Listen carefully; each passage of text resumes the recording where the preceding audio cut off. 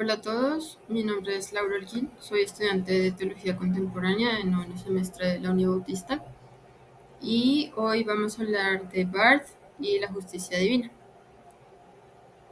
Para empezar, se puede decir que Karl Barth fue uno de los teólogos más influyentes del siglo XX. Él nació en Suiza, en Basilea, y murió también en su tierra. Fue reconocido por su liderazgo en la teología dialéctica o llamada neortodoxia, eh, y también por la Declaración de Barmen en 1934. En ella él expresa su rechazo absoluto al nazismo y por esas declaraciones se sabe que él dejó de ser profesor en la Universidad de Bonn.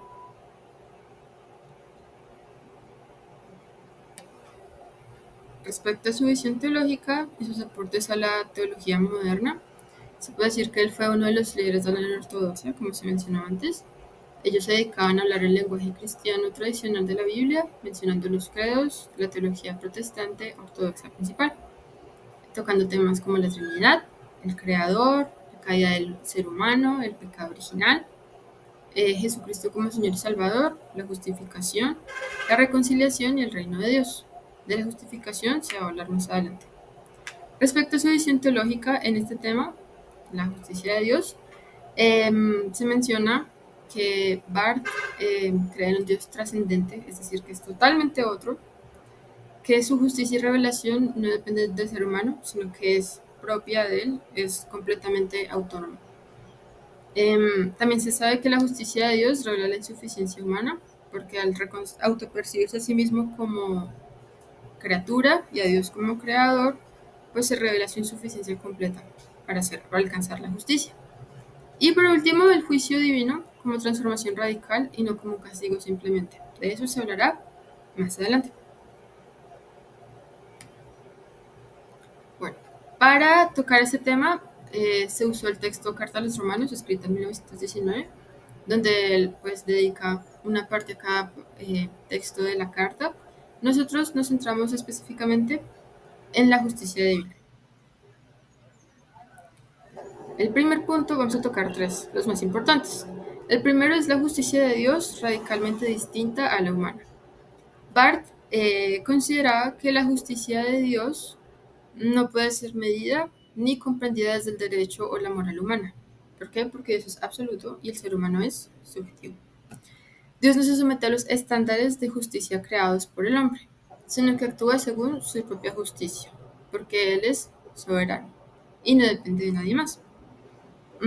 Para esta parte tomamos una cita del texto, el cual dice: Dios no vive del derecho que nosotros le otorgamos. Él es Dios por derecho propio.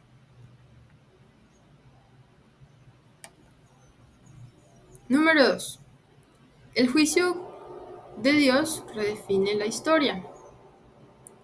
Barth consideraba que el juicio divino no es un evento dentro de la historia y ya, sino que marca un fin.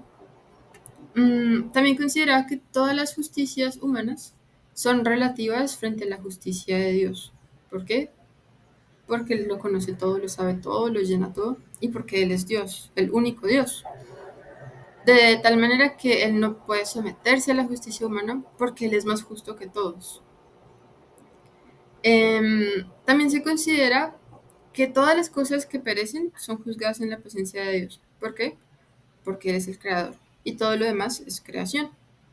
Pero, sin embargo, Barth considera o expone que el juicio no es una aniquilación, sino una transformación radical, es decir, que sienta un fin para un nuevo comienzo, en el que Dios es reconocido como el único justo.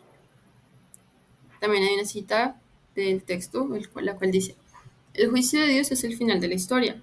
Una gotita de eternidad pesa más que todo el mar de las cosas sometidas al tiempo.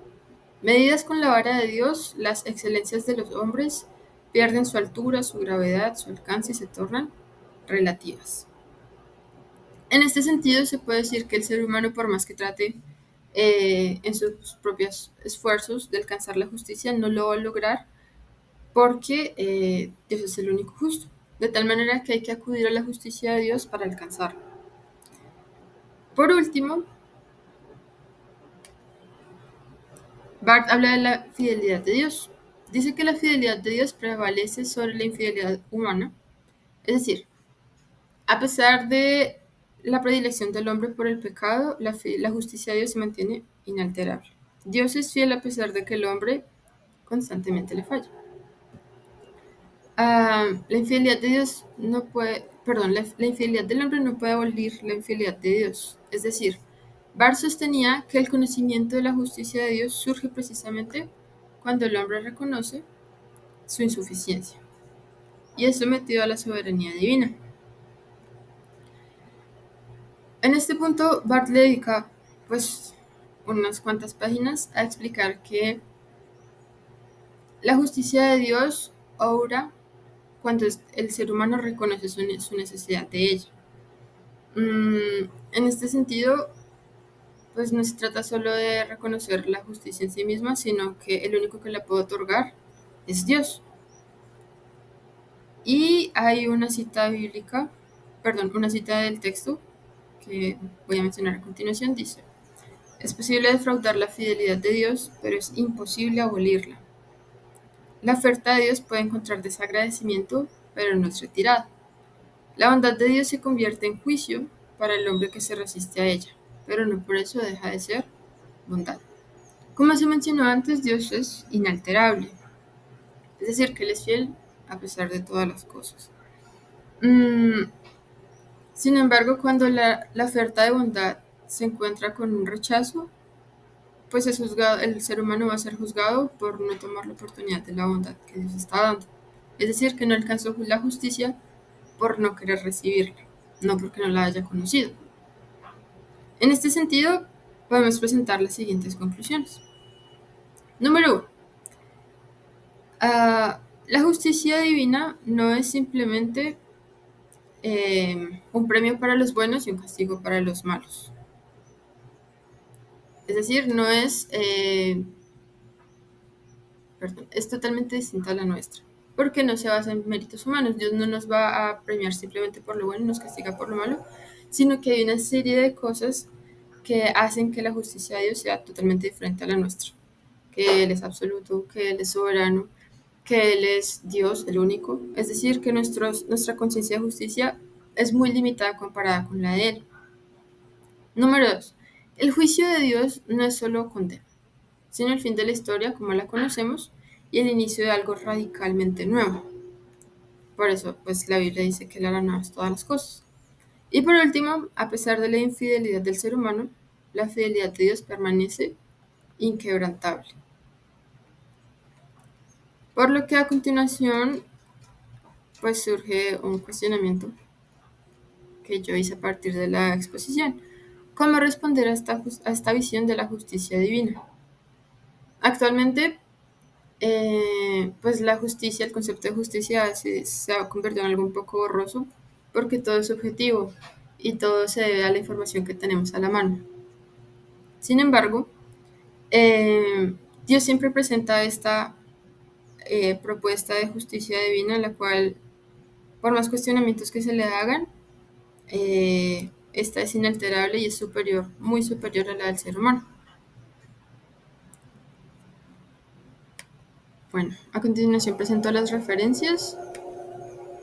Se tomó el texto Carta a los Romanos de Karl Barth y se tomó el texto de Hugo Ross Mackintosh, Corrientes Teológicas Modernas. Y por último se tomó un sitio web que se llama Británica, del cual se sacó la información para la biografía del teólogo Karl Barth. Muchísimas gracias por su atención.